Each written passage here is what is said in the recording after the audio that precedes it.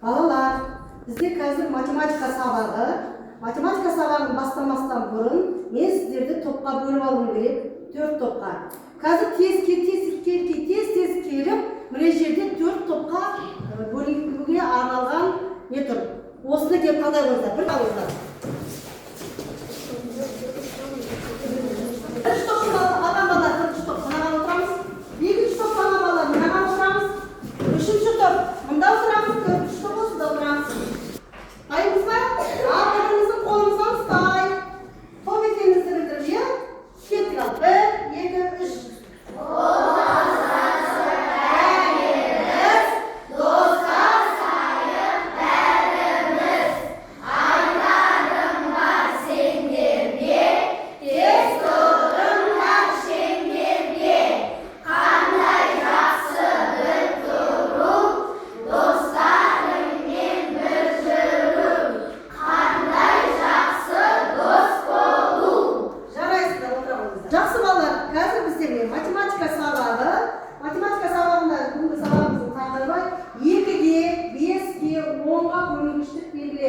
Бұл бізде балалардың екінші сабақ, осы тақырыпты пысықтауға арналған есептер шығарып тапсырмалар орындайтын боламыз.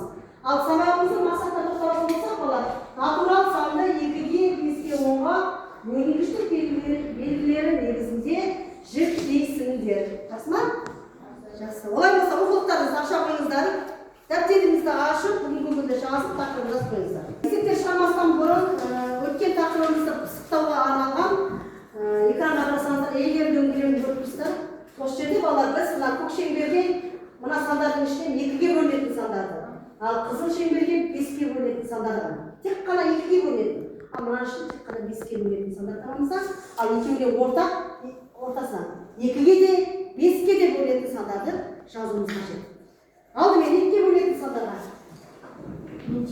Жанында бөлінетін кел. 5-ге бөлінетін сандар.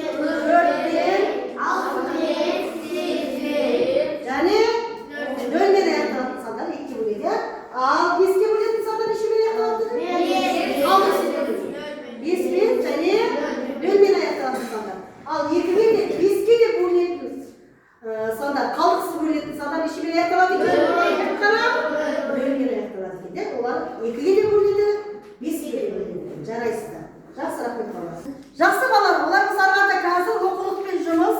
Оқулықтарыңызда 85-ші беттегі нөмір 3-ші есеп. Бұл 3-ші есепті балалар мен сіздерге жұптық жұмыс ретінде бергім келіп тұр. Өздеріңіз орындайсыздар да, орындап болғаннан кейін дәптерлеріңізді бір-біріңізге беріп көршілер.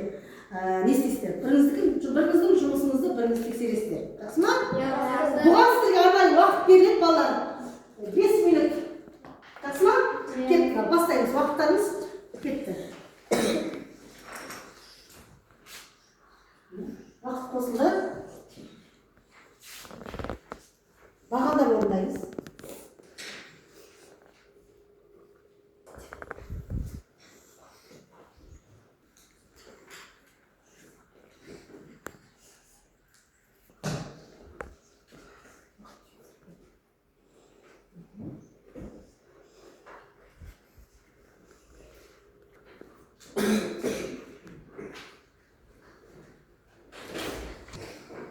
Балалар келе, қол көтеріп отырамыз. Көршілер болса, ауыстырып бір-біріңді тексере береді. Өте жақсы, сіздер де оқисыздар ма? Өте жақсы. Әне, текереміз бар ма? Сендер де? Үшінші болған үшін екі аз. Шапшаңды қату керек. Көрдіңіздер ме балдар? Ал сіздер енді өзіңізді бағалау бар, иә? Әрқайсыларыңызды қолдарыңызда. Соған 4 есеп болғандықтан 4 балл бересіздер. Кімдікі дұрыс? Төртеуі де дұрыс болған бала 4 балл, 3 балл аласыздар. Өздеріңіз 4 есебі дұрыс болған бала 4 балл аласыздар. Енді қазір балдар сіздерге оқулықпен жұмыс, тақтамен жұмыс. Нөмірі 4 есепті көріп тұрсыздар ғой, иә? Ал оқып шығайық берілген мәселе есеп.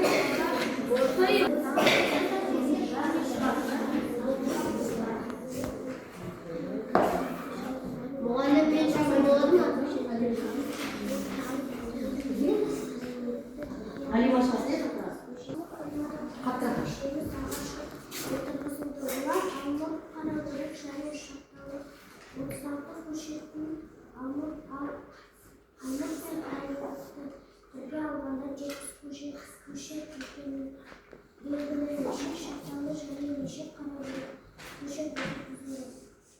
Есеп не туралы екен?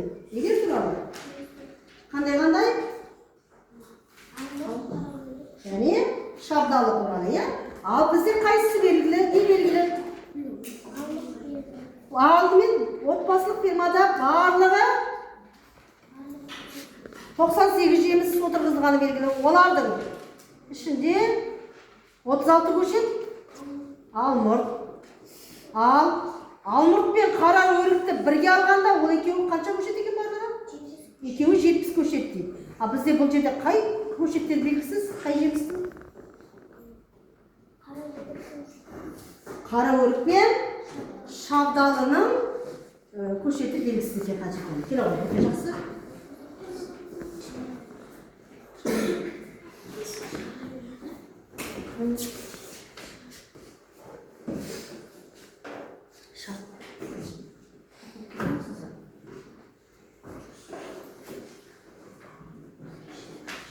Жазамыз қалғанын бала дәптерге орындайық.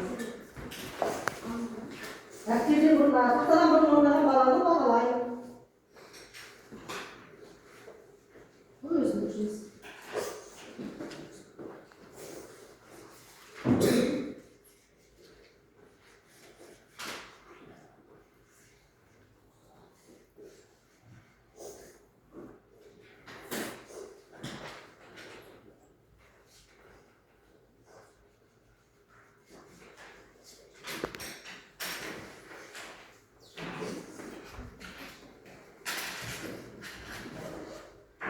Өте жақсы.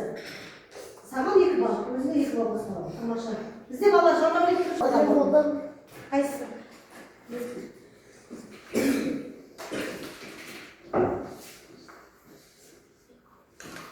Тамаша. Сая жанда орындап бітірді. Тағы өзіне 2 балл қосады.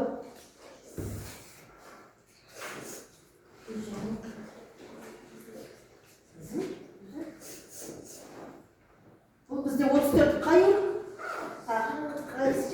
Қара өрік, тамаша. Енді біз кетамыз керек, шабдалын алып.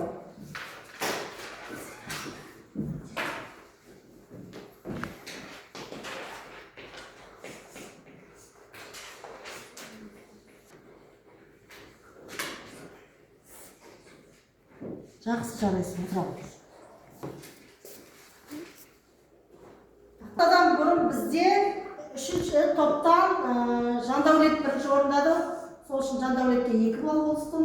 Және мына бірінші топтан Саяжан орындады. Оған да 2 балл қосып ала өзіне. Ал мына екінші топтан Нұрасыл бірінші орындады. Оған да 2 балл қосып. Сіздердің балдарыңыз қанша болды? 6 балл. Ал тақтаға шыққан үшін кімде 2 балл. 2 ұпай болса ғой. Алима. Болса, мына 4-ші есепке ұқсас, шығармашылық есеп.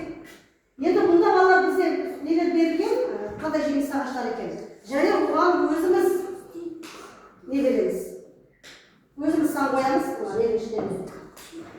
Қанша екен? Армады шешу жауабы шығарамыз. Кім шақты? Мұқтар кім шақты? Кел оқыңыз. Ана топтан жаңа ешкім olmadı mı? Жеміс ағаштары белгілі. Қандай ағаштар туралы? Самурай, қарақат. Және қарлығай. Ал қамқурайды біз қанша ұлттық деп алайық?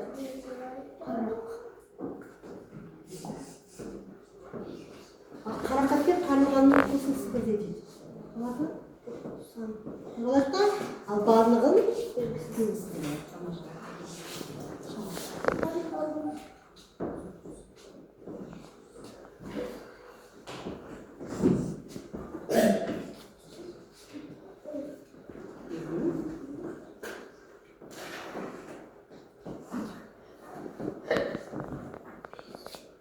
сонда мына қарақат пен қарлығанның екеуі бірігіп 90 қой. Біреу қаншадан екен? 45 екен. Енді бар. Бізде үшеуі де белгілі болды,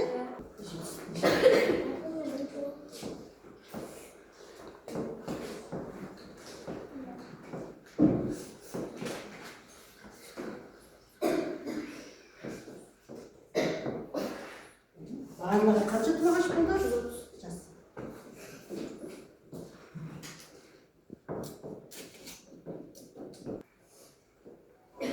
Сізге 2 балл қосып ала ғой. Сіздердің топтарыңызға сол үшін біраз.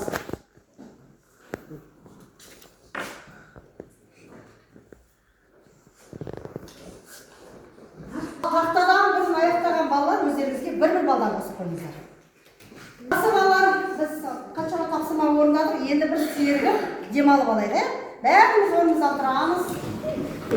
Экранға көрсетілген қимылды жасап келейміз. Жақсы ма? Şaş, kulak, ağız, algılar.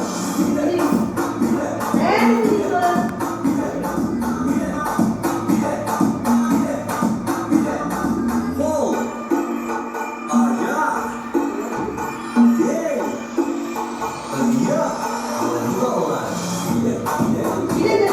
ayak, algılar.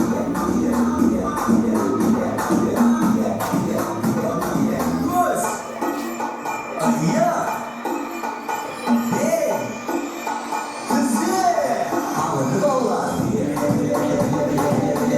Жақсы балалар, міне қазір бәріміз билеп, жақсылап демалып алдық. Солай ма балалар?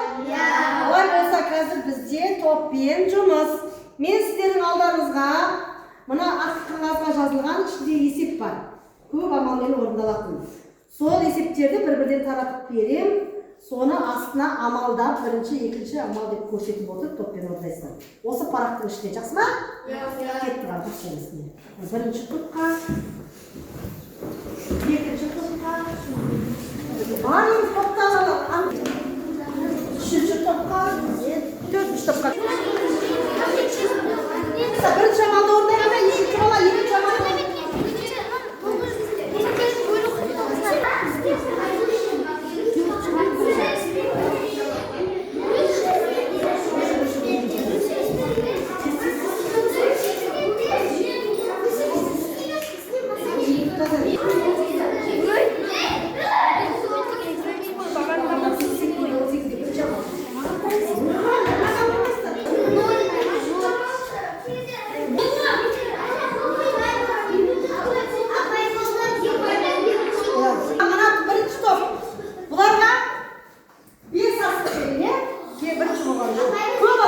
Көп амалды есеп болғандықтан сіздерге 5 асық. Келесі екінші топ болды. Оларға 4 асық. Келесі үшінші болған топқа 3 асық. Ол 4-ші топ. Солай ма? Міне мына топ. Сіздерге 3 асық. Ал сіздер өкінішке орай 4-ші болып қалдыңыздар, сіздерге 2 асық. Жарайсыздар. Ал енді топпен шығып есептеріңізді қорғайыңыз. Бірінші топқа ғой. Бірінші топ қандай айтамын. Сіздердікі неше амал дейсіз? Осындай көп амалда есеп шықты. Birinchi amal. 6 amal bo'ldi. Bizda birinchi amal bo'ldi. 72 ga 18 bo'ldi. 96 ga teng bo'ladi 201. 201 chiqdi deydi. Durustmi bolalar esebi? O'ta yaxshi. Al, esimiz qolganmiz.